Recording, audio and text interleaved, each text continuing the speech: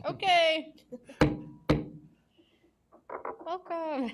I'm going to call our board workshop to order. It is 5 o'clock, and I need a motion to approve the agenda. Brian? Second.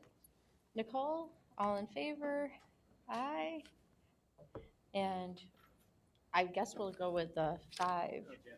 Okay, she said don't, but I was going to count you. Yes, 6-0. Sounds good. I was going to count you. It's our last board workshop. Here we go, yay. So up first, I think we're gonna get some updates on facilities maintenance. And Aaron, I know you're right there. Do you need anything from us? Just this. Just the clicker? Okay, perfect.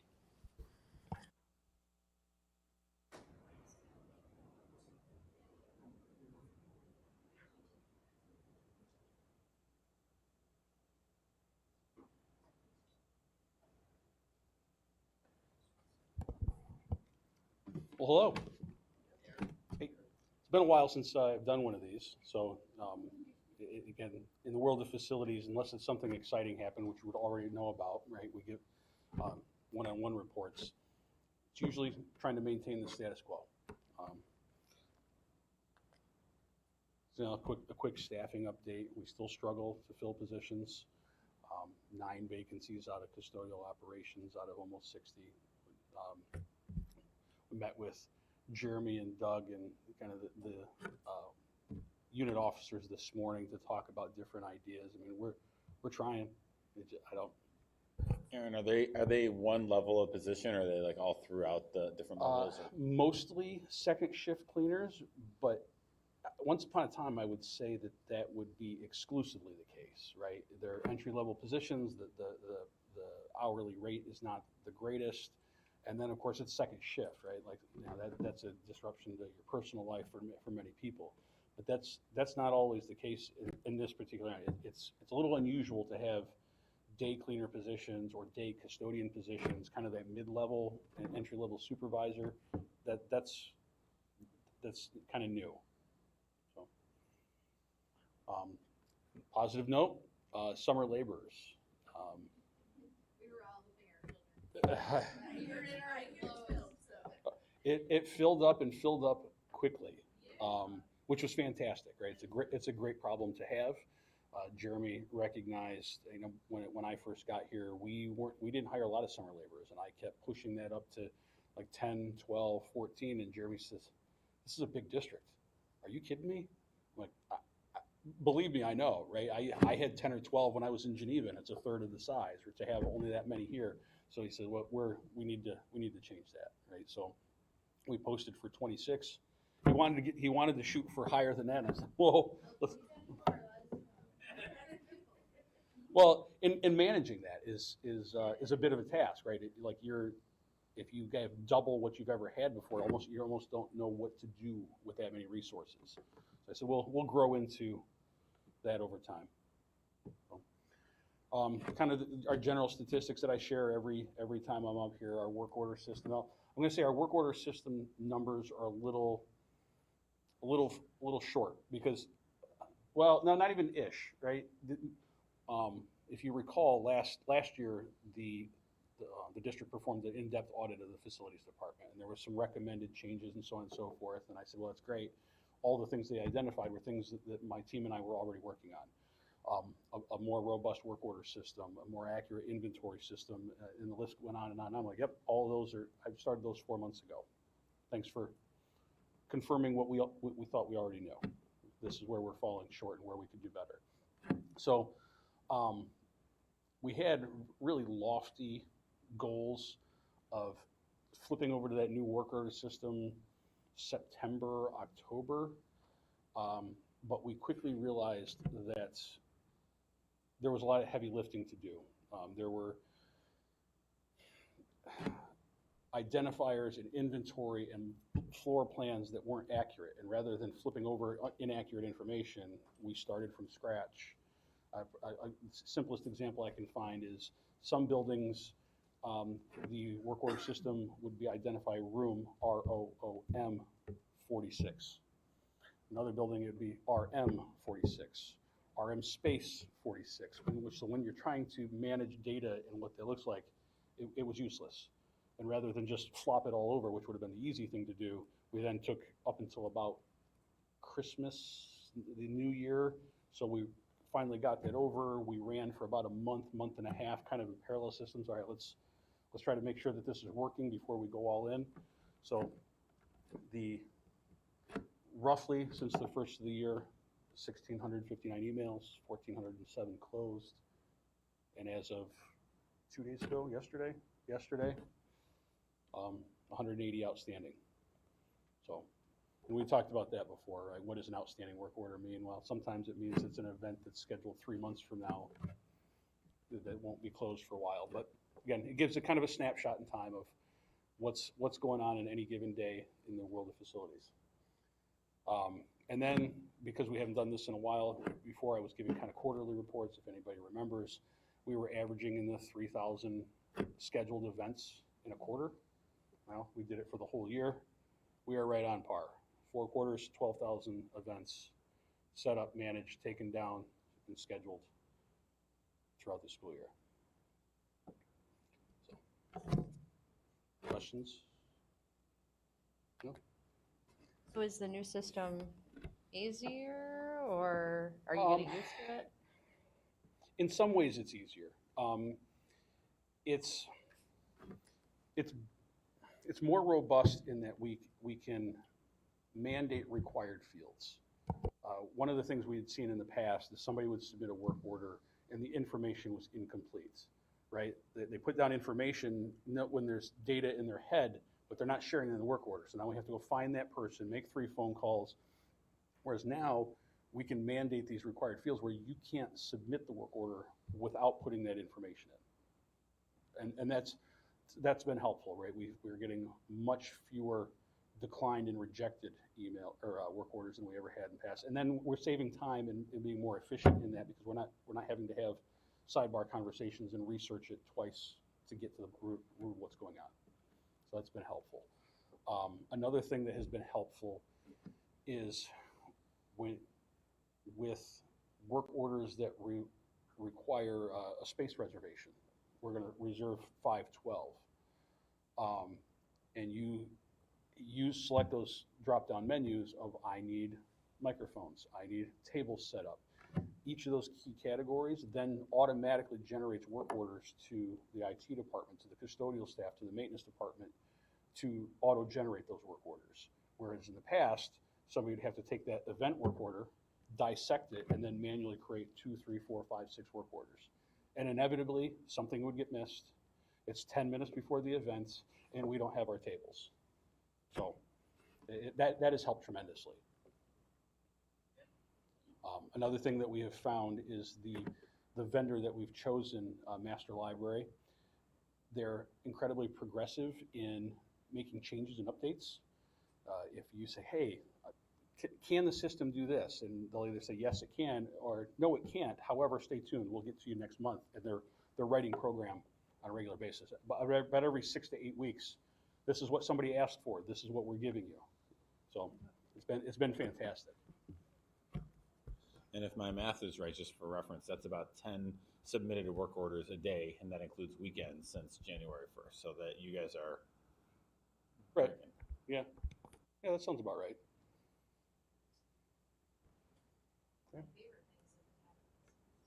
Okay. Yeah, so large scale maintenance projects that are supported outside of the work order system, or in many cases, historically we've done fund balance at the end of the year, right? A lot of these things cover that. The Minerva DeLand Culvert Pipe Creek, I don't know if that's been shared with you. Right, we got the approval from the DEC last week. We had to post in the paper an official notification. There's a comment period and so on and so forth. But we are 15, 16 months later. We're finally ready to get rolling on that. So, and then some of the more obvious things, the air conditioning in some of the main offices and buildings, fences, bleachers, flooring replacements, drinking fountains. Everybody recall, we refinished 7 gymnasium floors last year?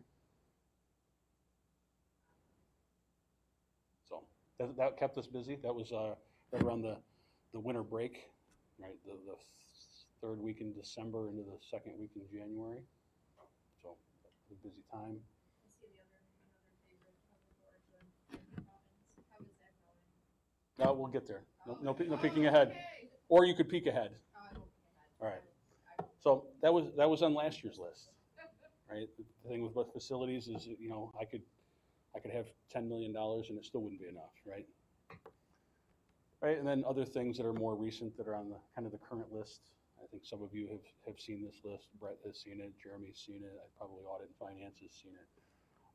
And more flooring, theater needs, pool lighting, some isolated air conditioning needs.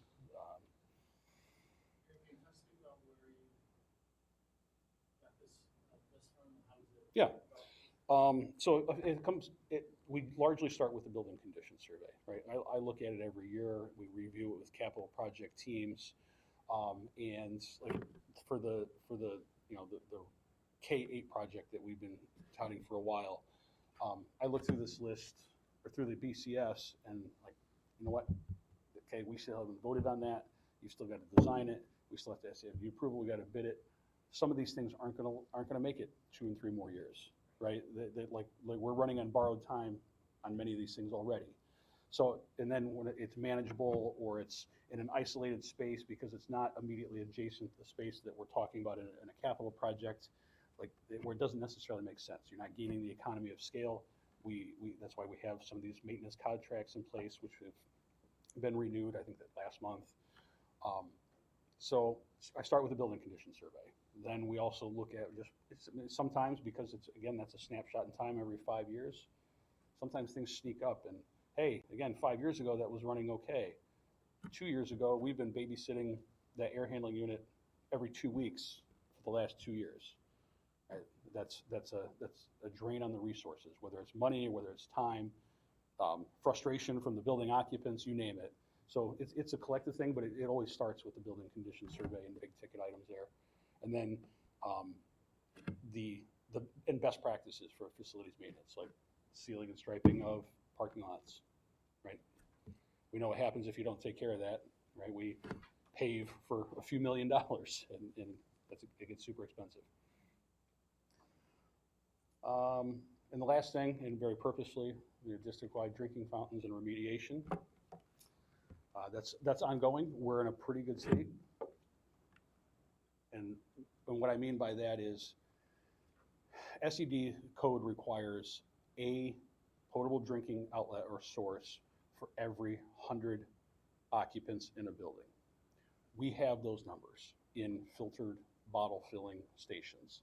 So in the elementaries especially, where we have the bubblers in individual classrooms, now we're in a position where we could take every one of those out of service and still be compliant, which is going to be super important on this next slide. Okay, so a water and lead testing update. This is really more an FYI, things that you should expect to hear probably right around the first of the year. So the next compliance period ending is at the end of this calendar year. We're trying to do our next round of testing in collection in October, November, so that we then have our results by the compliance period. Some things that have changed since the last time we spoke about this. This started 10 years ago, right? It was every 5 years. Now the new timeline is every 3 years. So it's more, we're testing more frequently than we did in the past. The new threshold is now 5 parts per billion. It was 10 parts per billion. And before this whole thing started, the first go around, it was 15 parts per billion. So every time we think we've achieved success, we move the goalpost, and here we get to reset. Now, even though it's only been official for about a year that that's the new standard, it's been rumored and chattered about since the last round of testing. So that was why I was pushing so hard for these filtered drinking fountains and bottle fill stations. There's only one way you're going to achieve that, and that's by having those stations so that you can meet the thresholds. The aspirational goal was 0. And that got nixed because it is next to impossible to have 0 unless every point of use is filtered, which $200, $300, $400 a filter times 500 or 600 outlets times, right? It all of a sudden, now it's a huge financial burden, whereas we can go down this route. So I guess the long and short is when we get that next round of testing, expect, because it's not clear. It's a little confusing unless you deal with it every day. Myself, Brett's learning it, but he's like, that's what I got you for. Jeremy's going to know it really well by the time we're done with this. There's a lot of lack of clarity if you're not in the know of how the sampling works, how the testing works, what the standards are. Again, EPA's action level is 15 parts per billion. New York State, again, said we're going to go with 10, and then they went to 5. What we know from a health perspective, and this is talking points for you when you're asked, is that no amount of lead is good for you, right? We know that, right? There's no doctor is going to say this is a safe amount of lead, have some for the year. What they also don't know is how much lead it really takes to be unhealthy. When I've had conversations, members of the public and the community reach out to me, I said, it's really, think of it as smoking cigarettes. We know that smoking cigarettes and tobacco use is not healthy. How many cigarettes do you have to smoke before you get lung cancer or emphysema? Nobody knows. Some people get those things and never smoke a day in their life, right? Some people can smoke their entire lives and never get any of those things. So, and when you put it in those terms like that, things that we've heard our entire lives, like, okay, I know it's not good for me. However, that's why the action levels are where they are, right? We know none of it's good for you, but there's also not solid data other than good advice to say, try to avoid this. So do you see it going down then, or staying at that 5? I hope it stays at 5. Okay, so if it stays at 5, we know we're good where we are, Reasonably standard. Yeah. meeting it. And then you were talking about the bubblers. Right. So, yeah. so with the last round of testing at 15 parts per billion, I'd have to go back and look at the numbers, but roughly like 15% of those failed the 15 parts per billion. But there were a lot of them that were 12, 13, 14. They passed, but not great. We lowered to 10. We were down to about 30% of them that passed.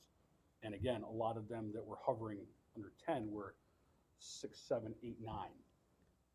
When we heard that it was going to go down to 5, I'm like, oh, okay, we are going to have 0% of those passing, because they're old fixtures, right? The copper and brass fixtures that they were made of in the 60s and 70s had a lead content in them, and we had lead-based solder, right? It's just a fact of what we used, and soft copper tubing.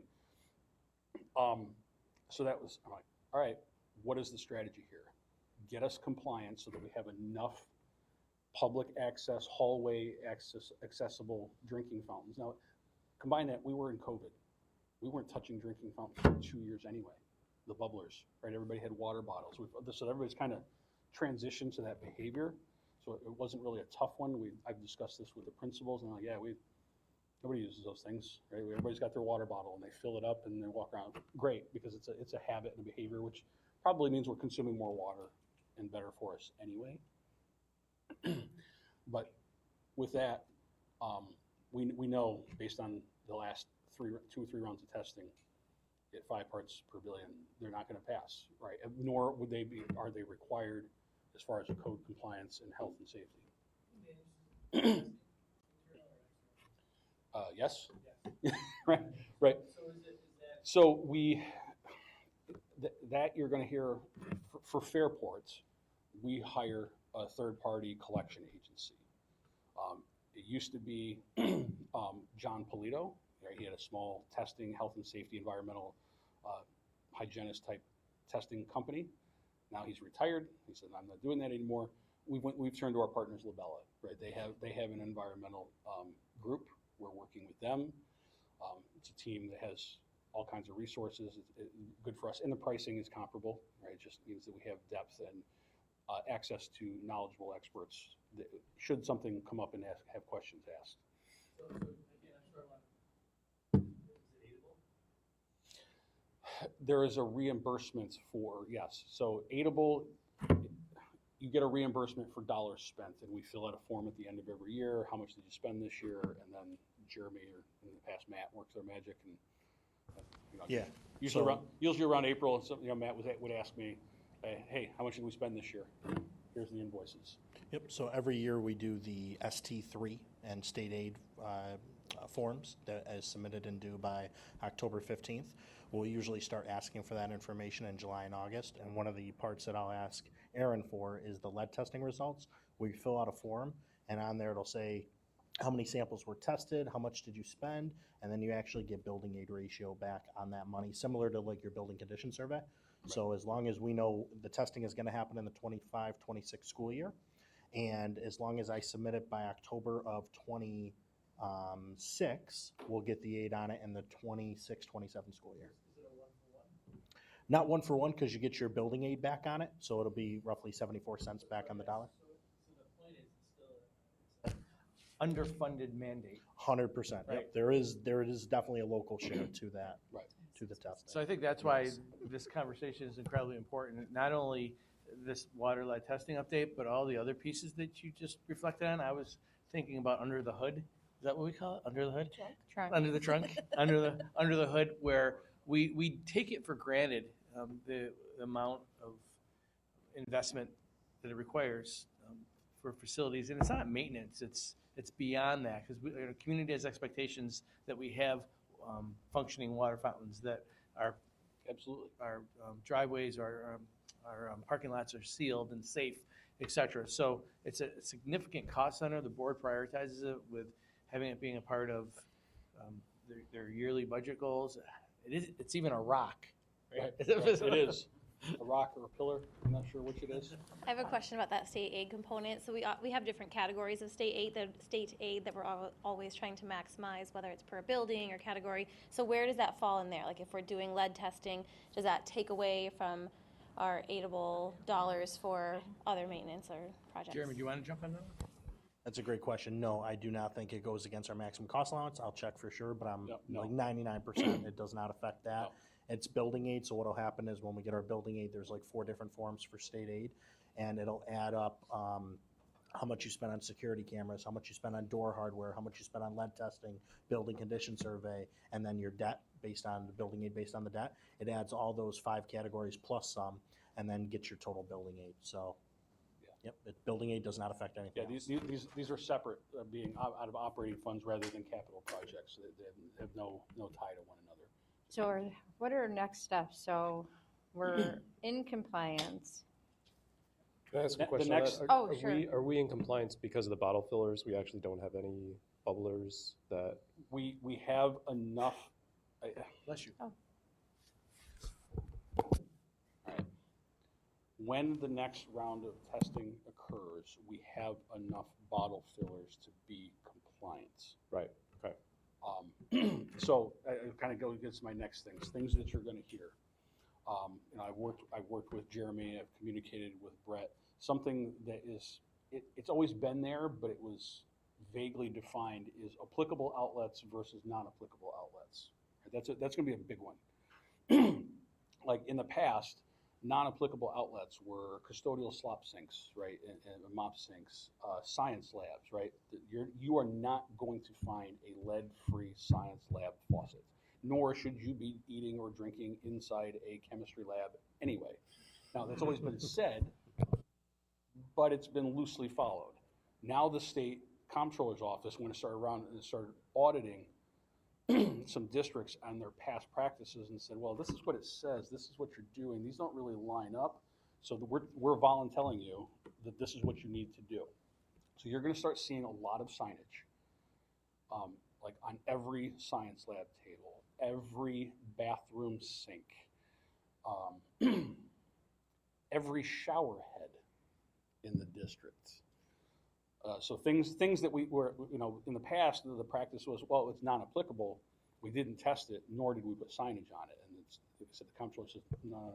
And have you we need been more. audited, or this is based on our knowledge of how the audits have gone, because public? They audited 40 districts across the state. Got it, yeah. Now, the interesting thing from some of those audits, right, the comptroller audits, they publish their results. And of course, the school district's like, we're doing the best we can. This is what SED and the health department told us we need to do. So SED, the health department, the comptroller are not all on the same page. Sensing a theme. Right, sensing a theme, right? So unfortunately for some of my colleagues, right, they come out feeling like they have egg on their face and are like, no, you were doing what we've all done, right? Every one of us would have gotten the same results. Doesn't make myself or the board or the district look good because, again, your average person doesn't know how this all applies. And you're going to see a lot of signage. Everybody's going to see signage. So we're taking lessons learned from these other 40 districts and saying, okay, we kind of know where this is going. We know if we get audited, here's what they're going to look at. So let's just start doing it. Right. So the signage, the trainings and notifications, right? We have to put out notifications that these are where these locations are, and it has to be regularly occurring. We have to keep records of every notification, every training, right? It can just simply be a one-page thing that comes out on superintendent's conference day. There's a constant reminder, and we need to keep those records that we've done it. When the results come out from our sampling and our collection, there's very clear timelines on notifying families, affected families, which will be everybody, right? And because the code says you have to notify the students, the parents of students in the buildings that are affected. We're not going to have a building that passes with flying colors, so that's going to be every parents of every student. Electronic notification is also now where it used to be a parent square or an email. They're saying that that's no good. Something has to go home with those students. So I'm working with Lindsay, right? We're trying to kind of start working on like having the base language ready, because then is it 10 days? 10 days. From the time we get it and the time we make sense of it, we have 10 days to print off 5,500 copies and get them distributed to our public. And when is this expected to happen? December. Okay. So, Yeah. those are the major changes, right? And Yeah. again, for those of you that have been on the board, right, some of this is not new, but there's just going to be more of it because again, we've increased it, shortened the timeline, we've reduced the threshold, and we've increased the action items. So it's going to create more stir than we've had in the past. And just practically speaking, we feel like our students and our staff and educators in the buildings all have plentiful access to water, fill their water bottles when Yeah, they need to. you're inevitably going to hear the complaints, right? It was convenient, no doubt, to have a water fountain / bubbler in your classroom. Yeah. Absolutely. So is it as plentiful as having it in the same room? No, right? Nobody's going to say that it is. Is it accessible to the point where like health and safety and building codes say it needs to be? Absolutely. Yep. Okay. So. Jan, did you have a question? I think my question was similar to Rich's, is that, especially for our youngest students who potentially have to leave the classroom to get their water filled. And I know it's a huge management issue for teachers, and it's like dominoes. One wants it filled, and then the rest of them want it filled. And I know water bottles are, loud and they fall and there's water. I think I'm just struggling with the bigger picture that this is a problem, that this is just a problem for our teachers. I think it's just sad to me that our facilities, that this is an issue. Aaron, correct me if I'm wrong, and Jen, I agree with you, but a lot of the issues are the pipes coming into the buildings, or are they? Not necessarily. Oh, I thought that was yeah. my mistake. So right, you start, so here's the thing, right? It's water, it's fluid. Things flow and move around. That's where addressing this like wholesale lock, stock, and barrel, right? It becomes problematic, right? I'm sure if I were here 10 years ago when Ross was here with the first round of this, I'm sure the practice was the same. The first thing you started with was the screen strainers, right? Because sometimes solder particulates would collect in that, and there would be like, so you clean all that, right? And then you then you look at the faucet, right? How old is that faucet? Does it contain lead in the alloy? Probably. Well, then you look at the supply lines. Then you look, right? You just keep chasing back because, again, it's fluid. It moves around. It's not a true exact science. And then how far do you chase it? Yeah. Right. Right. Because to truly chase it, you're gutting every wall and every mile of pipe and every valve, Yeah. everywhere. Is this addressed at all in the K-8 facilities project? Any place that would be remodeled, right, would have fresh plumbing, but again, the bubblers would not, right? Well, it would if we got new casework, right, in that particular classroom, but not as a specific line item, again, because it's very likely that you would change that, and it's coming from in the wall, and we're not gutting. Yeah. So for the most part, you would say the majority of our students are getting water from like portable water stations throughout the building, right? Portable. Not the portable, I'm Potable. sorry. Potable. That's it, Drinking potable. water. Yes. Sorry, yes. added an R to it. Filtered drinking fountain / bottle fill stations. That's where most of them, so that's where the majority, okay. Yes. So, Yeah. so I think you've remedied it with Yeah. Stations. You're right, it's not as good as it was back in the 70s when there was lead and we didn't know.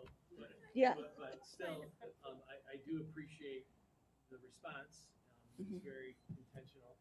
There are times when it's really hot, we'll bring in bubblers and station them in the hallway and deliver water. So Yeah. You're right, it's not like, this is where we are.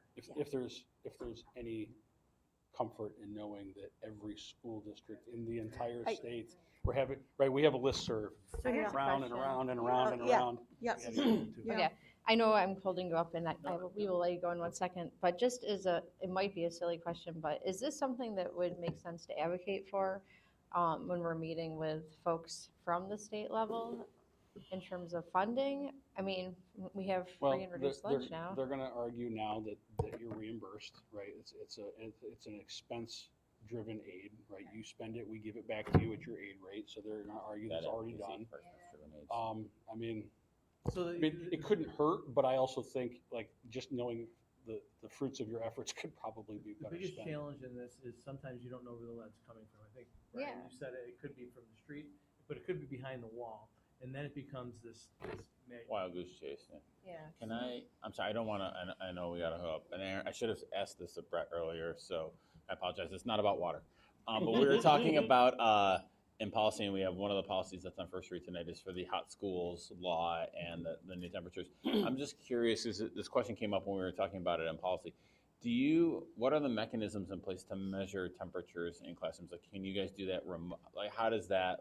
Right. So again, this is a hot topic for every Really? facilities department in every school district in the entire state. We almost exclusively we have building management systems, whether we call it day automation, whether it's Train or Siemens or whatever it is. We have these control mechanisms and we can monitor temperatures. Now, the caveat to that is in this room, it's measured with that little white box right over there. According to the standard, it needs to be measured from right here. How many feet above? 3 feet above. So Oh my yeah, God.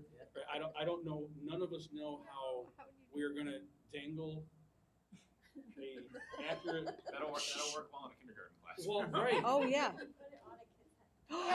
Yes. Because that's that's the geographic center of the room where people are sitting. I get the logic, but the practicality, like okay. So right now the thought is that we monitor the building management system And when we start to hover close, we go down and actually do spot checks in person. The big change, and we talked about this at the policy committee, is the word practicable. And Huge. Yep, and I think Huge. when we saw that word added to it, that made us, look at, okay, well, what can we practically do to manage the Right. situation? You can turn off lights. You can close shades and blinds. You can have a fan to move air around.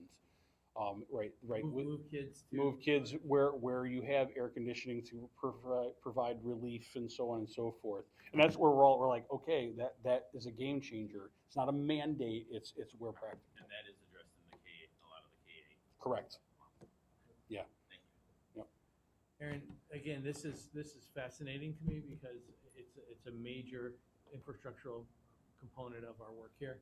It often goes unnoticed, but again, we appreciate it. I know I do. I know the board does because they prioritize it.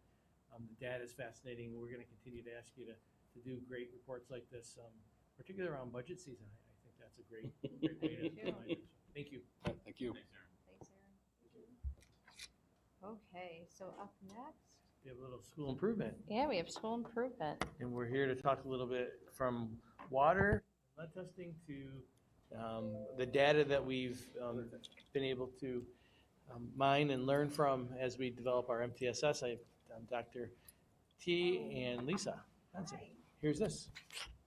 We need you to disconnect, Yep. sir, if possible. Okay, so Yep, we're gonna run it from here. you ready to do that right now? Oh, yeah, All right, I'm disconnecting. born ready. Watch this guy. This is from lead testing I know. to learning. to learning. They both Let's start do with it. L. So So, there we go. yes, yes. disconnected. There you go.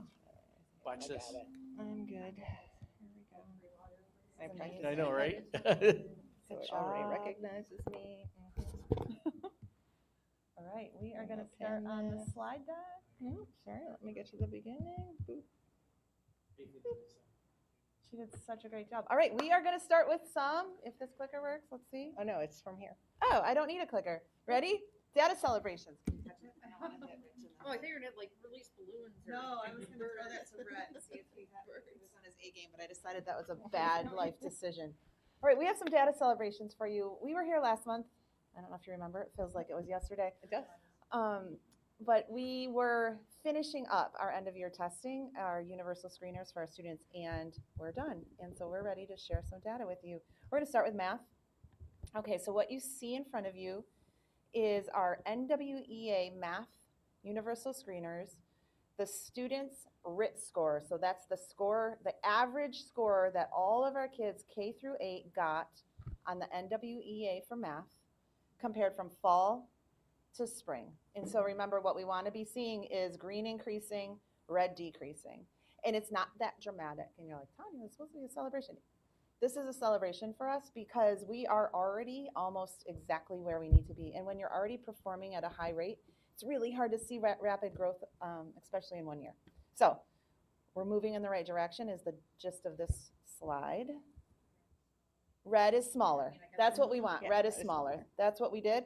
Now, on this slide, what I did was I broke it up into grade level performance, and you have 3 bars. The first one is the average student performance in fall. The red one is the spring, and then the orange is the national average. And you may notice that we are out achieving or overachieving the national average in every single grade level. So that's a great celebration for us in math. We're very excited, and you can see in this graph specifically, if you hone in on like 2nd grade or 3rd grade, that growth from fall to spring in those grade levels is really big. And so we're happy with the way that's working. And that's a combination, right, of Tier 1 instruction with our math instruction, and then also Tier 2 and Tier 3 supports for our students. So there's our math data. All right, get ready to be wowed. Our ELA data, and this is, NWEA presents data in a different way than AimsWeb does, so that's why we're shifting between these two. So again, same idea, Tier 1, that's our students performing at grade level. Tier 2, you're at risk. Tier 3, you're at a high risk, right? Here we go, grade level by grade level, fall to spring. Look at that dramatic increase of green. It is much more dramatic It with a is. triangle than a pie graph. And Can I just tell you how much time I spent trying to get AI to make me a triangle based on my data from an Excel sheet? I can't do it. I can't figure it out. So if anybody figures that out, please email me. I would love to know. It would make me really happy. I did every single possible chart possible, and I put it in AI generator. But I'm open to suggestions. Okay, so you can see green is growing, red's reducing. That's kindergarten. First grade. I mean, look at, we have little baby readers. It's happening, guys. We went from 56 in tier 1 to 75. That's huge growth. Keep going. That one's a beautiful picture. And you might be wondering, like, what is the goal? What is typical? And so a range of anywhere in tier 1 of 80 to 85% means you have a healthy system. There's always going to be kids that fall in tier 2 and tier 3. And as my friend Lisa says, everybody's tier 3 for something. That's right. Mine's to make sure that I get my car inspected every year. I need help with that. I almost always miss that deadline. Yep, minus taxes. I will always need help. So, so having tier 3 is not an issue. It's not a problem. It is a symptom of a healthy system, especially when that triangle is the right size of percentage of students, because then we can attack that and make sure we're making growth for our kids. Okay, keep going. Same idea, like not as dramatic in third grade because we are already really well on our way. We had 81% of our students performing at tier 1 already, and we moved to 89. Still great, but not as dramatic as the last ones. Fourth grade, whoa, that one's fun. 76 to 93. Jeez. Sorry. Oh, and then fifth grade, also fun, 77 to 91. Now, we use Ames Web as our universal screener for K-5 for ELA. When we switch to 6-8, we do NWEA, and so now we're going to shift again. Here's our map achievement, and again, just not as dramatic, but still, we're doing great. Tanya, can I ask a question? Of real quick? course. So who takes this test? Is it everybody, IEP, non-IEP? Everybody. Okay. Every single student is universally screened 3 times a year, and based on those screeners, then we dig in with diagnostics for students that were like, that score didn't feel right, and then we dig down and figure out, do they need intervention? Was it a symptom of the test? Is it something different? Is something just a minor adjustment needed? Brian? And Tanya, on this, on the bar graphs, the number going up, is that the number of students who are at tier 1, or was that? Nope, score? so that's the average score of students. Okay. Yeah, I know, it's not fun to look at the data in the 2 different systems. It's really tricky. Anything else on that? All right, we are going to shift gears. So that's the end of our data celebration. But part of our data celebration is continuing to understand how to look at data. So I'm going to let Lisa take over. Go for it. All right. Yeah. The data's great.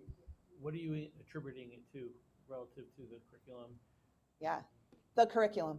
Like that's number 1 is the fact that we have reliable and viable curriculum across all of our classrooms, K-8.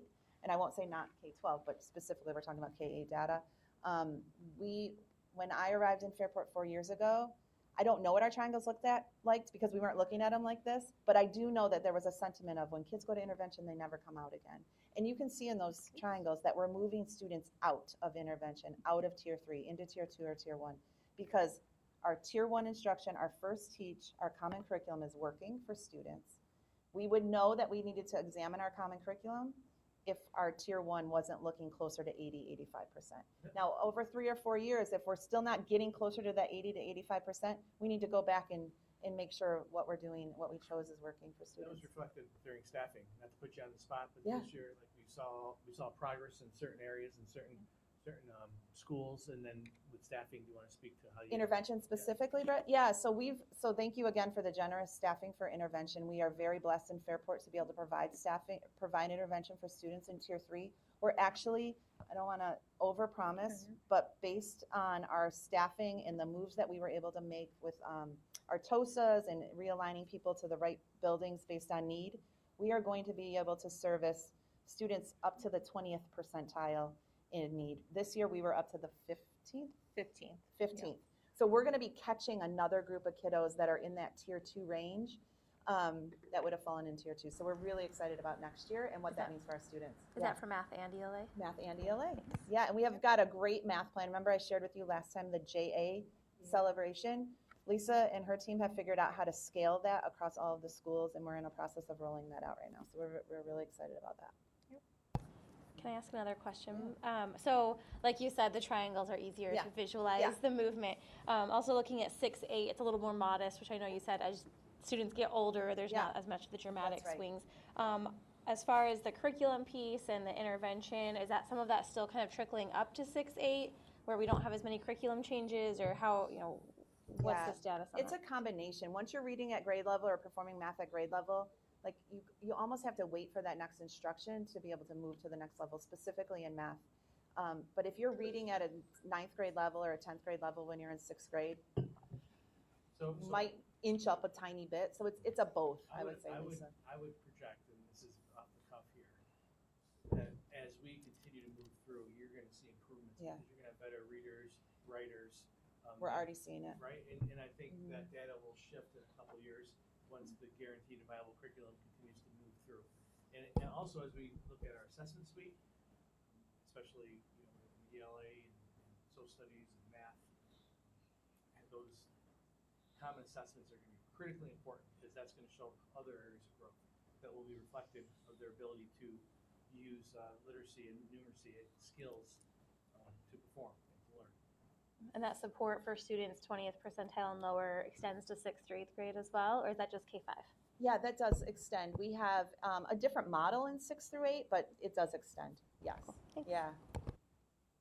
Just, I know Yeah, it's please. probably No, sometimes that's hard okay. when people have to shift. And I'm assuming like the staff, they get to see. Oh, yeah. Yeah, I mean, I'll tell you, Jackie did for this ELA data, Jackie sent out a screencastify explaining this data out to all of Oh, the that's elementary teams. And she had tears in her eyes when she emailed or called me and was like, Tanya, I got so many thank yous. I needed this. Because you don't see the fruits of your labor sometimes when you're in it. And so to see the growth for kids, there's nothing more exciting. I have little ones, right, a kindergarten and a 2nd grader. And when that switch clicks for kids and they crack the code of reading, there's nothing more exciting than that. Math too. But it's really powerful to see that data. So, and everybody's working hard. It's classroom teachers, it's our interventionists, it's our specialists, it's our building leaders. Everybody is pouring into kids to make these things happen. Great. All right. We're going to talk to you about how we are going to hone in our use of data skills. So Lisa's going to share with you some stuff. Yeah, so we're going to keep calm and follow the plan. All right, so we've got our 5-year plan for MTSS. You may or may not remember back in winter 2024, I joined you for retreat, and we had the activity where we looked at the MTSS fidelity rubric. We had charts, we had Post-its, we were trying to sort all of our different practices and structures. Well, we did that in a more in-depth way with our entire leadership team through the spring of that year. And when we got to the end of it and we looked across the rubric, there were 3 themes that kept coming up in terms of like where we needed to grow. And those themes were continuing to be data informed, becoming more intentionally standards based. Like, cause there was this feeling of like, oh, well, at elementary school, we had 95%, and we have wit and wisdom, and we have math expressions, so we're standards based. Almost, yes, we have a curriculum that is based in the standards, but we really need to be intentional about knowing our standards and knowing what our priority standards are, because I can't build interventions for how Mrs. Jones teaches this and Mr. Smith teaches this, right? We all have to agree these are the skills that all of our students, when they cross that stage of graduation, they have these skills to the best of their ability. So it takes a lot of organization and alignment of what we want as adults for our kids. And being standards-based is the absolute foundation of where that starts. And I know you saw Scott Parker last month, and he was really like super excited. pumped about it. Yeah. Like, he really said it really well about how that is the foundation that leads into the common assessments and the formative assessments and all of the things. The other piece that came out when we were looking at that rubric was culture of coaching. I know, like, people think off the top of their head, like, well, that's APBR, that's supervision, that's instructional coaches. And that's true, but that's not the whole story. Right? Like, we know if we want to really build social capital in schools and really give our teachers everything that they need, we need to build structures so that they can work with each other. We know that there's a lot of research that says when a teacher needs help, the first person they ask is another teacher, right? So we need to make sure that that culture of coaching is peer-to-peer. not just going to a specialist, not going to an administrator. That's why that intervention from JA that was built by a teacher for teachers is a really powerful intervention, right? Okay, so here is our year in review for our 5-year plan. This is my favorite graphic of MTSS because it really, I feel like, symbolizes the philosophy of it. Like, you see that green triangle, that is the biggest triangle, right? That is the foundation where you build everything else. I know when people think MTSS, you jump right to thinking about interventions, but that's like such a tiny part when you look at the whole picture. And that's because MTSS grew out of PBIS. And PBIS talks about healthy climate and culture, safe and healthy schools for all your kids, and then adding those extra layers of support for kids that need extra layers of support. And then MTSS said, come on, RTI, come on over here. We can do this for academics too. So I just like to remind everyone that MTSS, even though we think about it as being intervention, it's really about tier 1 and building stuff that works for everyone. And this graphic really lays that out.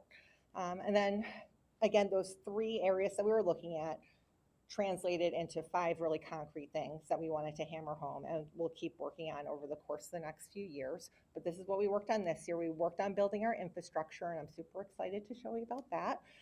And we started to venture into professional learning communities. I have a few slides on that. Last month, you heard from our teachers about the grading and the standards and the homework, and those are all things that touch our tier 1. So that's that big piece of the triangle. All right, so into our infrastructure. So one of the big things that we did to build our infrastructure was to get Panorama up and running. And again, thank you to the board. Yes, that was huge thank you for trusting us that this was the right tool, and we still believe that. So, Yep, and we had a lot of stakeholders give feedback on that. We brought that to all of the people who would be power users of it, right? Our interventionists, our mental health folks, but we also had our whole SIT team. So we had well over 100 stakeholders in our district take a look at Panorama and take a look at another option as well. And overwhelmingly, this is what people picked. So that was really exciting. So once we made that decision after that SIT meeting in January, well, then we started, engaging with Panorama, started pulling in all the data from, a lot of it comes from School Tool, because School Tool collects a lot of data for us and organizes a lot of our stuff. We also brought in our NWA, our Ames Web. All of that was going in there. Last spring, I was also doing trainings for our PBIS teams, and I was showing them how to use Panorama to help be more targeted in their interventions. So that was another way we were able to use it. And then we brought in Panorama to do some trainings, and I've been doing some training, so we've been working it through. Then going into this school year, because the data was so much more easily organized now, then we could shift how we're structuring our teamings to utilize the data and be more efficient. And that helps us to spend more time with kids in the end. That time that we would have spent searching around for stuff is now time that we're available for kids. So we rolled out the restructuring of the building level teams. And then over the course of the year, teams were in there kind of testing the limits. What does Panorama do for us? What doesn't it do? Panorama thinks that Fairport is a power user of Panorama. I'm always giving them suggestions for how to improve it. So we're really maxing it out. We also added the screener, the SEL screener from Panorama. So that puts us at a near perfect score on our rubric for MTSS. So that's very exciting for me. And then the last bullet that you see there, that all teachers will be able to view the data, that was actually projected to be in next fall. But because our teams liked it so much, they're like, we have to get teachers in here, because what we're doing is we're using this, and then we're sending emails or sharing spreadsheets that teachers can access. They're like, can't you just get them in here already? And I'm like, well, if you want them in, let's do it.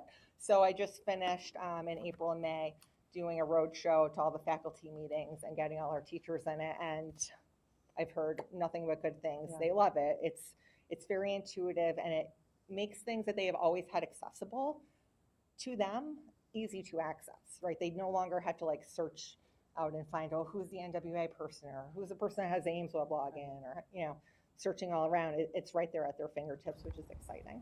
Lisa, can I ask a quick question? I think I've asked this before, so I think I know the answer, but okay. If a teacher, for example, can see all of the rostered students in their class, can they see those students' data from years prior, or that's just the administrators that can see it? Oh, no, they can go back and see. There's a little drop down. So it goes back as far as the year we built it. So how do you handle that as far as like as far as giving students a fresh start, for example, you know, and like not having their past kind of come with them if they've progressed and gotten past that? Sure. So I'm assuming that you're referring more specifically to behavior because Yeah, more that the- tends to be a bit more yeah. stigmatizing. We are able to set controls as to like what is viewable and what is not. Because we do want kids to have a fresh start. So at the current time, when it comes to behaviors, you can see how many behavioral referrals have gone in for a student over the years, but you have to go find a person to have a conversation about what the bigger picture is around the student's behavior. But anybody with, when we're in full implementation, anyone with an intervention plan that follows them through until it's dismissed, but that lives as a document there. And we had a lot of conversation about that, Lisa. So I don't want you to think that we were just like, oh, teachers are professionals, educators are professionals, that's fine. We know that human nature sometimes tends to, we trend negative when we're looking at things. So we are very cognizant of making sure that in our rollout, we're also talking about Ed Law 2D and the things in FERPA and all those pieces that matter for kids. We have just a couple minutes. I'd love Lisa to just skip ahead and just show you Panorama if we can. We've got a sandbox. She's just going to show you what it looks like, what teachers can see, what buildings can see. So go ahead, Lisa. Sure. So one of the new teaming structures that we have are EWI teams. So these are teams with mental health providers, sometimes teachers, sometimes not, depends, and admins. This is a team that meets once a week and they get that snapshot of what is happening in their building. So you can see the early warning indicators are set up in these bars here. And this is pretend data. This is not Fairport. This is a sandbox. So Yes. don't be, this life skills one is not one that we currently use, but our people see academics, attendance, and behavior. Right. So when they meet, they can sort it by counselor. So let's say I'm Counselor Larry Bruce. Yep. Mhm. Yeah, we're Yep. doing this live in the sandbox right now. Yeah. Yes. So now I'm seeing the 211 students on Larry's caseload. So let's say this week when we're meeting, we really want to focus in on students who are struggling with their attendance. But we don't want to look at the kids where it's complicated by behavioral referrals or academics. We just want to see those kids who are, when they're in school, they're doing exactly what they need to do, but they're actually not coming to school as much as we think they are because they're quiet when they come. So I just want to see the kids who come in, right? These are kids who are compliant, they hand their work in, all those things. Okay, That's up. right? So then That takes us 211 down to these three kids. these three kids, right? So these are kids, like you missed 111 days, you still have a B minus, you missed 21 days. I'm not really sure what the P means, it's a sandbox. But this lets you drill right down to see like, okay, so who are these kids who are doing the social fake and coming into school, but have a problem that, you know, your employer is not going to be like, hey, that's fine, you can come and tardy every day, right? Right? We need to hone in on them and get them the skills that they need. So that's one of the ways that they can manipulate the data within their EWI meetings. And that would have taken like 6 spreadsheet manipulations to do something like that, right? And so just to be able to say, okay, we can design an intervention for kids that are school avoidant, but when they're here, they're successful. That's a different intervention than kids that are not coming to school because they're suspended, right? Yeah. Another way that we use it in the middle school when we do our data reviews after that winter screening, and when we meet with the math team, it can filter so that you're just seeing math information on students. And then you can say like, all right, so first we're going to talk about the students who have a failing grade in the course. They struggled on state assessment. Those 2 categories, right? So these are the kids that we absolutely have to get on right away. The school has a lot of kids that fall into these categories. But then you could filter it even more. You could say, all You right, could. let's just do the boys.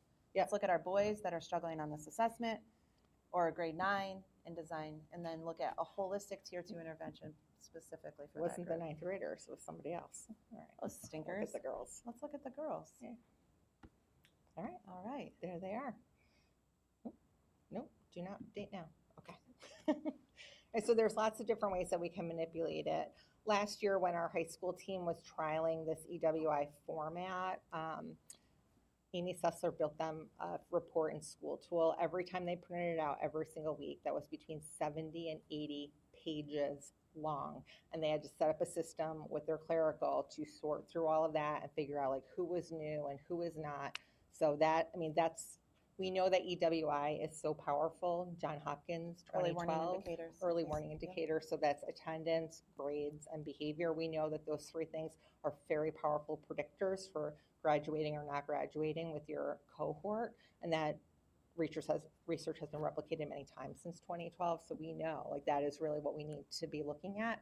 And the thing with early warning indicators is that you don't have to miss like that many days of school or fail that many classes or get that many behavioral referrals for you to flag.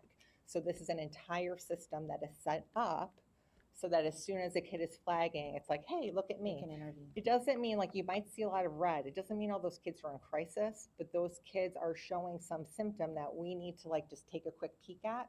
And a lot of times that's what our early warning indicator teams are able to do. They're able to just kind of sift through, do easy corrections, right? And then for the kids where it's more complex, they can put a short-term intervention in place, but I told them no more than 6 to 8 weeks.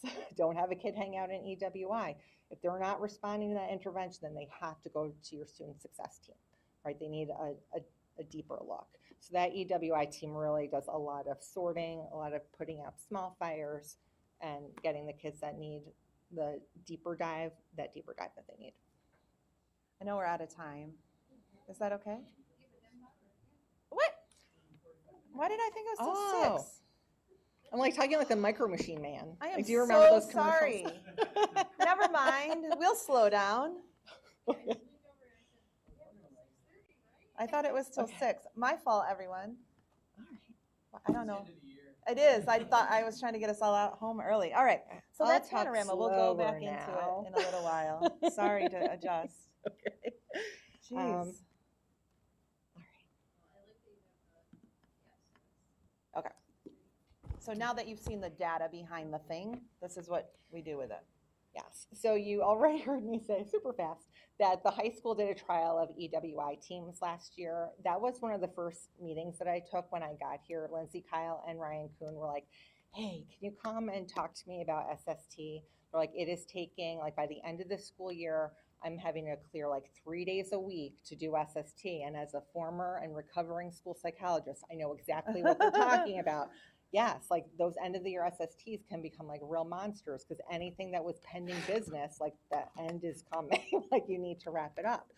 So that is where we first talked about like, well, let's see if we can do an early warning indicator team, get The little low-hanging things fruit. done. Yep. And then SST is just for the kids that are really more complex. Those are taking shape in our buildings. So we'll probably Yeah, so we're going to show you what that looks like in a couple buildings. too. Yes, Yeah. absolutely. Yeah. So Can I ask a question? yes. And it kind of goes in opposition of your question about we don't want things to follow kids. I'm actually curious about Panorama and how it does follow kids. Yeah. Like obviously, teachers can input Oh, data. yeah. Can they input more Yep. personal notes Mhm. and things? Because I think as a parent of a child with a disability who had an IEP, Yep. sure you get an IEP every year of a new student, you read it over, but that doesn't capture the student very well. And I think as a parent, I was always going in on that meet the parent teacher night, and kind of explaining my kid in like a Beautiful your 5 child second is. little Yeah, thing, like yeah. here's a snapshot of my kid Yeah. and he's this and he's that. Right. Does Panorama capture that at all so that Yep. I don't have to do that every year, but the teacher the previous year kind of passes that information on? Yeah, so that was one of the reasons why we were looking for a tool like Panorama, is that there was concern about, information getting lost in the transitions between buildings, and also like things happen, staffing changes, right? People move buildings. And then if that child's story like lives with that person, well, that is like a problem for us as a system. And it is very hard as a parent of a child with a disability to have to go back and keep like retelling that story over and over again. It's exhausting. Historically, just for background, we used to, now that we have time, I'll tell you Yeah, a story. We used to use RTI Edge to monitor students' intervention plans, but we really only use that with Fidelity K-5.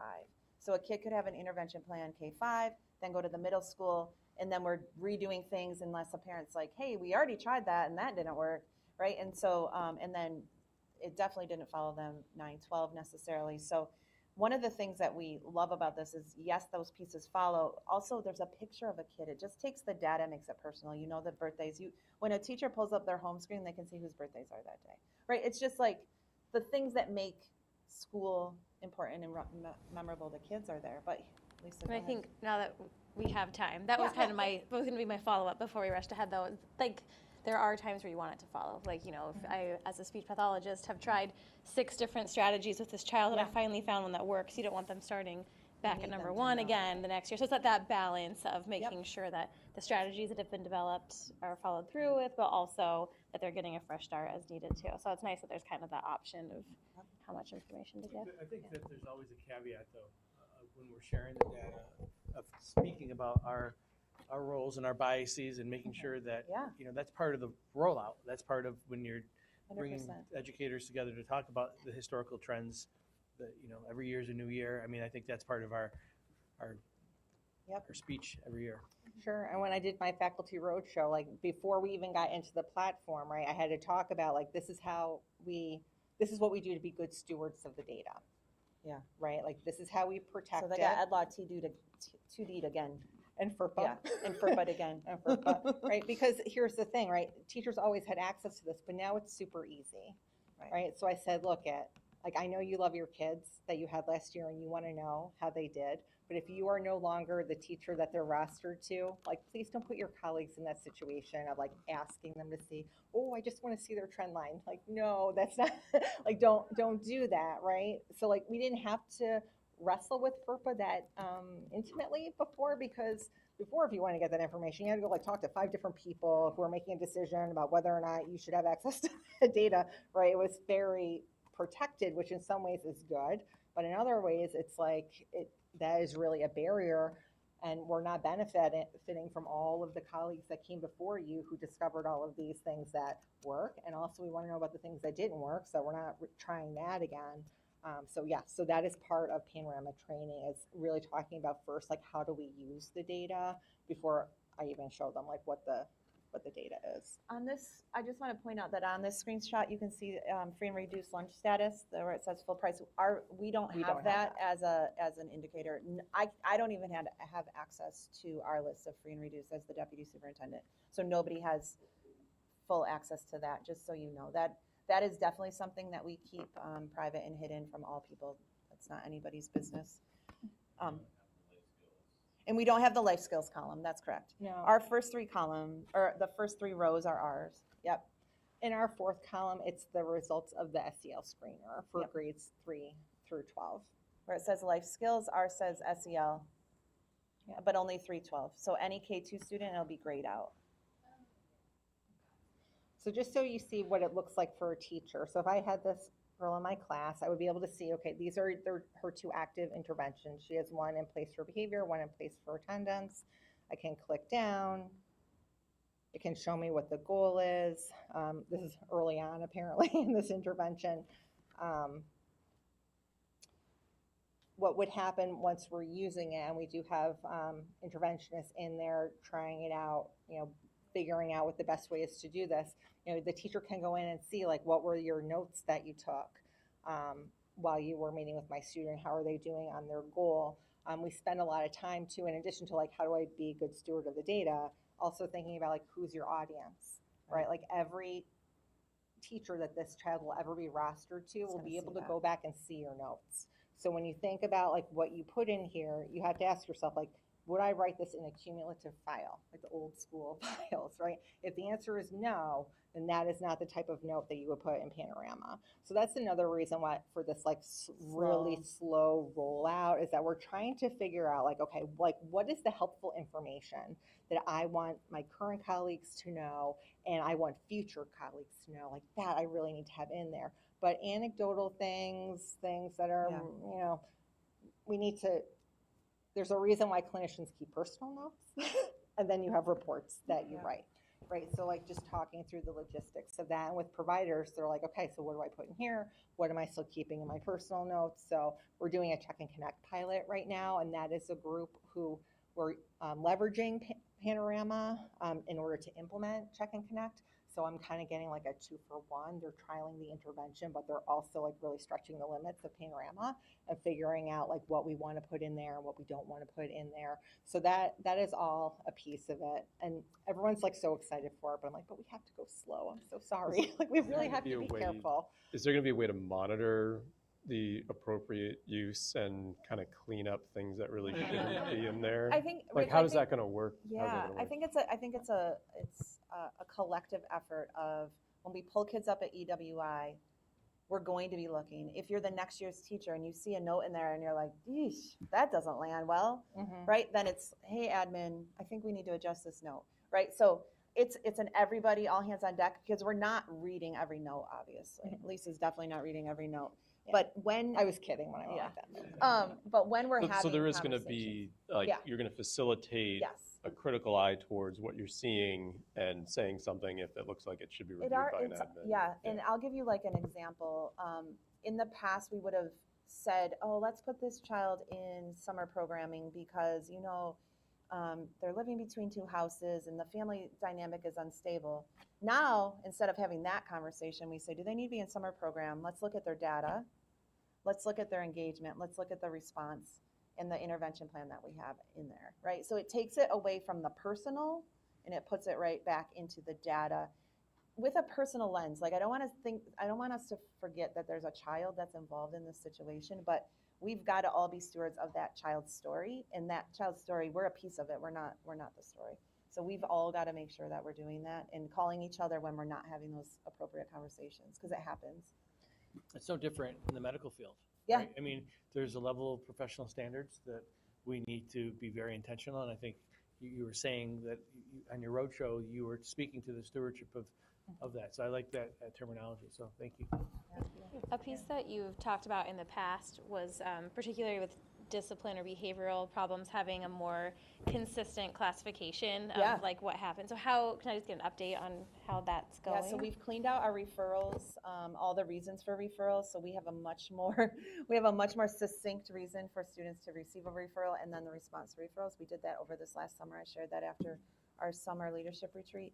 And that's going well. There's still some cleanup to do. There's still some consistency, and we do tabletop exercises at leadership, secondary and elementary, where we look at like, here's a referral. What would your response have been? What would your response have been? Kind of norming, like, okay, that was 3 days for me. That was 1 day for me. Why? What's the difference? Tell me why you went for 3.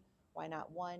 Because it's always on a continuum of our, if you look at our code of conduct, there's ranges of things we can do. Yeah, and I think Yeah, go Nicole ahead. and I got to hear a little bit about it at our wellness committee, where Yeah. there were a lot of teachers and just staff that were talking about how like there's the bank and it's Yep. consistent and they're I would say norming. Yep, Um, 100%. And is that something that's going to be included in this rollout to teachers, where they'll be able to start using that So too, or are they already? They're already using the referral system in School Tool. The responses come from the admin. And so a lot of the work I will say there's work that needs to be done both on the teacher end to say what's a referral, what's not a referral, and then what do I include in a referral? Because sometimes you get the angry, like all caps, I get it, right? And then you have to go back and make those edits. I've been there, done that as a teacher and as a principal. But then the responses from the admin also have to be normed. So we're doing all of that work. I did want to add one more note about the notes about interventions that are going in. Anytime you see an intervention in there, a team made that decision to put that intervention in there. So it's not a solo operator saying, I have this intervention, I have that intervention. It all is coming through our MTSS workflow teaming process. So that is another way that it builds like a check on like what is going in, what is not going in. Like you have more than one set of eyes on it always. 25, 26 school year, and he did a lot of forming and norming of your teams. Yep. What do you envision 25 and 26 to look Let's like, get to that. please? Yep. You're definitely Like just go to the end. Why don't you show them what teams look like and what we're looking to replicate? Maybe. Okay, yeah, all right. So there's really, as you do in any kind of rollout, right, you have some high flyers that are like, all right, we're going to make this our own. And the process of EWI and SST, although outcomes are the same. The process looks a little different in everybody's buildings because we're not saying everybody needs to be a robot. What works at JA doesn't necessarily work at Brooks Hill, and so we allow for not allow. We encourage some variation. So we'll show you a little bit of that. Sure. So this is the flow, right? We started that weekly EWI, kids that aren't responding to intervention, or I also tell teams, like, you can fast pass a kid. Like, don't feel like you need to put, you know, hang out in EWI for 6 weeks. Like, if you're like, this is a big problem, it needs to go to SST, that's what you do. Then the other level of teaming was a district level team that was created. And this is a team of directors and our instructional TOSAs. And my purpose in building that was to provide additional coaching for interventions to SST. But what ended up happening is that people sent up procedural questions, which made like job security for me for like the next 10 years. Like, they would ask questions about, well, what is the process for an accommodation? Oh, good. Okay, that's a really good question, right? And then with this group of people around the table, right? I have our AT person, I have Nate Reuter, my AI person, Assistant right? tech. I have all the directors are there. So now we're talking it through. It's like, okay, so this is about access to speech to text, right? I can do speech to text in my car. I do it all the time, right? Text my kids, put dinner on the stove, you know, all that stuff. Right, so it's something that is now ubiquitous in our society. So what happens is we just let kids do speech to text because you can, because we all can. But then we have to think about, like, okay, so wait. So what is like a necessary accommodation because you have a disability, speech to text, and what is just like, this is a cool thing that we can use and we all use it, right? And then it rolls back to thinking about, when do we teach kids how to type? Like, did we rule out that they can't type, so they need to do speech to text, right? Oh, wait, we forgot to teach them how to type. Oh, yes. Okay, so now, Yeah. those kind of questions that have come through that district level team have raised or unsurfaced, revealed some issues, some cracks in the foundation that we didn't know we had. So we're really excited about that process too. Or you might see like 5 referrals came out of 4th grade across the district. Ooh, it's because they're doing this unit. What's wrong in this unit? So then we can come up with a district-wide intervention instead of like everybody spread so thin for that. Yeah, so we'll definitely be keeping that team in place for next year to keep working on these procedural things that are coming up. We talked a lot about that. Yeah. Showed you that already. This is SST. So this was something where in the past there were a lot of different names for this type of tier 3 meeting. They lived in a lot of different spaces. We also had situations where buildings had an IST and an SST. And I was like, well, how do you know if someone goes to IST or SST? And it was like, well, if I think they're going to eventually go to committee, I put them on SST. I'm like, oh, that's predetermination. We can't do that. Everyone has to roll through the same process, right? So we have to do EWI to SST, right? So having it be this way, this keeps us in compliance. It puts every single kid through the same process. Yeah. So this is a big piece of this is like teaching teams how to team.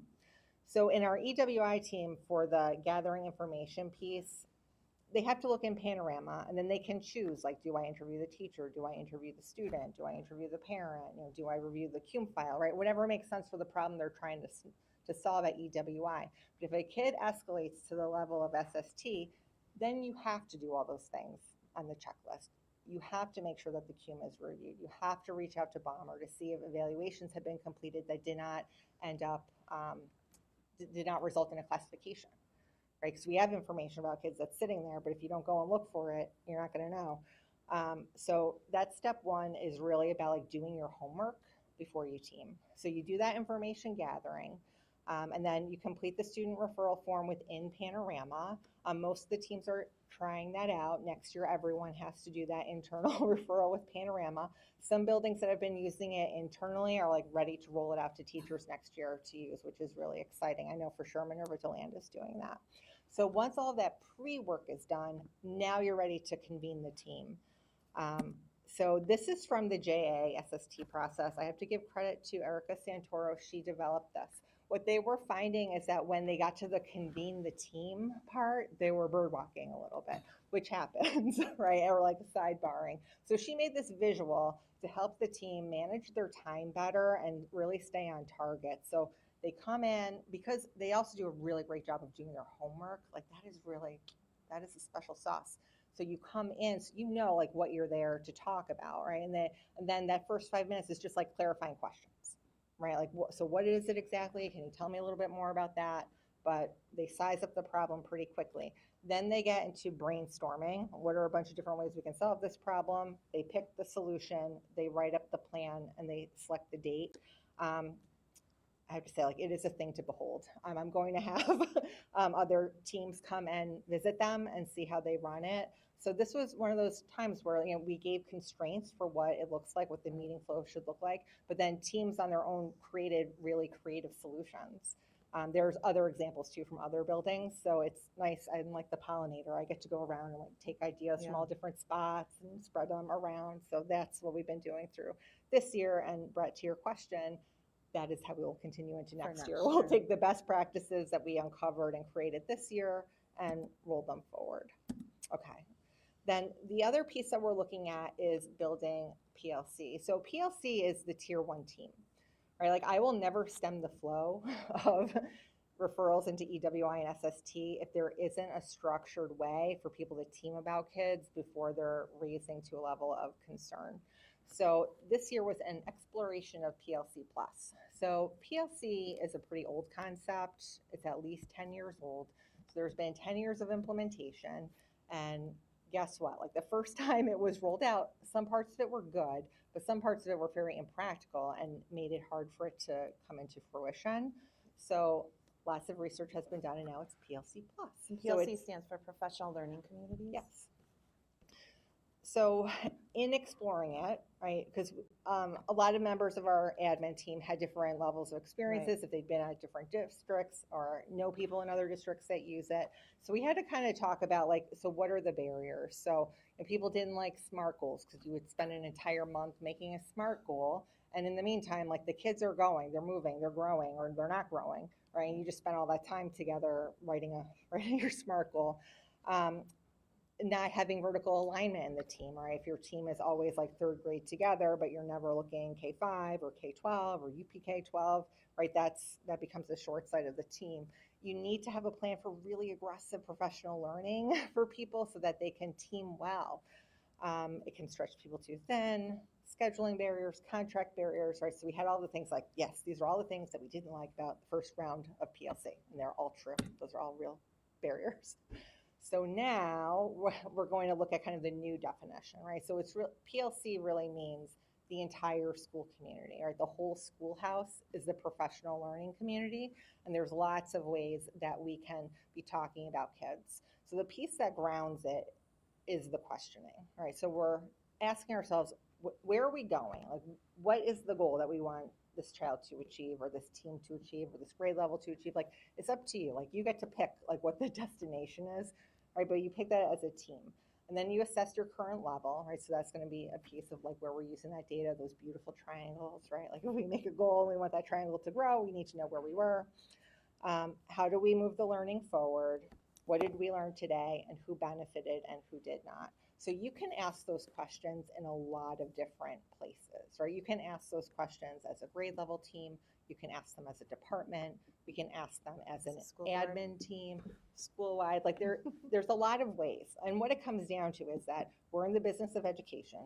Of course, we're going to be talking about kids and their progress.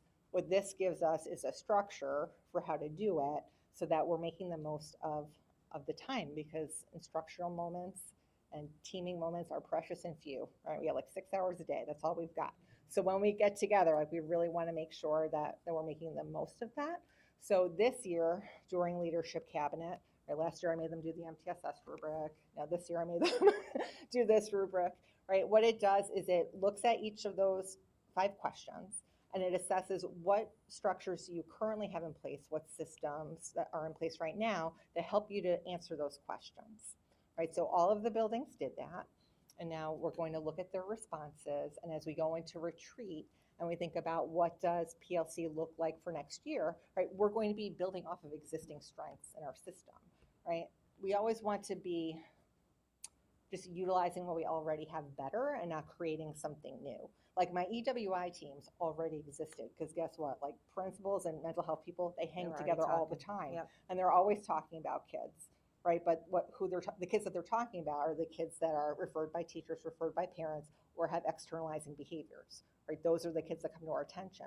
When we do it as an EWI team and we're looking at everyone's data, we'll still take referrals from those sources, but we're also going to catch like those quiet kids I told you about, the ones that just quietly don't show up but keep handing in their work, right? When we look at it that way, that helps us.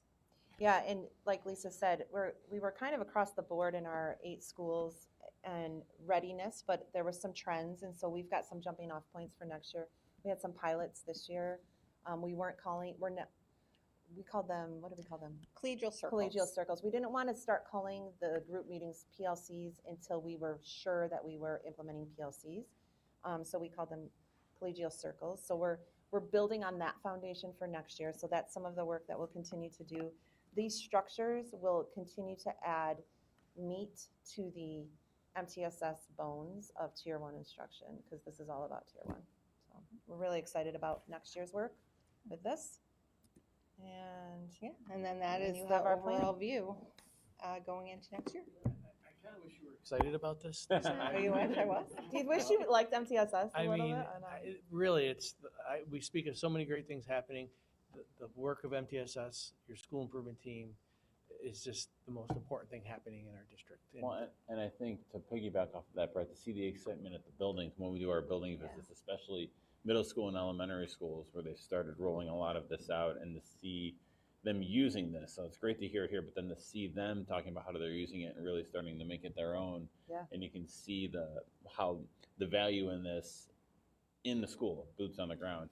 And I appreciate the way you guys are using all of this data as a starting point. It's not a decision maker, it's not anything. It is a starting point with a kiddo, and how to get them what they need. I just appreciate that. It's very easy to look at data and use it and go another way with it, but I appreciate the way that we are. That's the being data informed. Yeah, we're not data driven, we're data informed. Yeah.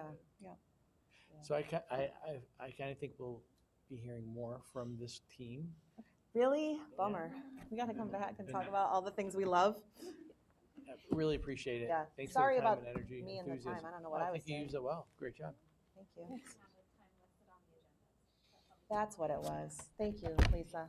for And letting it us was know. nice to see, I think it was nice to see what actually like in live. Panorama. Yeah, because we probably would have asked a million questions referring back to it, so. But that landing page for teachers is really powerful Yeah. to just have a snapshot of your class that quickly that you could never have Nope. before. And I know, as you said, they would have to go to multiple different people. Oh, it's so much Yeah, work. Yeah, I think it's great. Yeah. Thank you you so all. much. Great job. Well done. I was gonna clap. Yeah, I know. Okay, so we are at 6:30 and I need a motion to enter into executive session.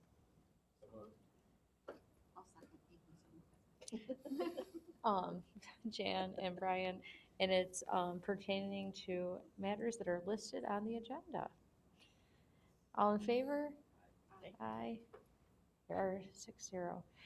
If you're watching from home, we will be going into executive session. We'll reconvene just to exit and adjourn, and then we will be back here at 7 for our business meeting. So I'm sure you'll be eagerly waiting that.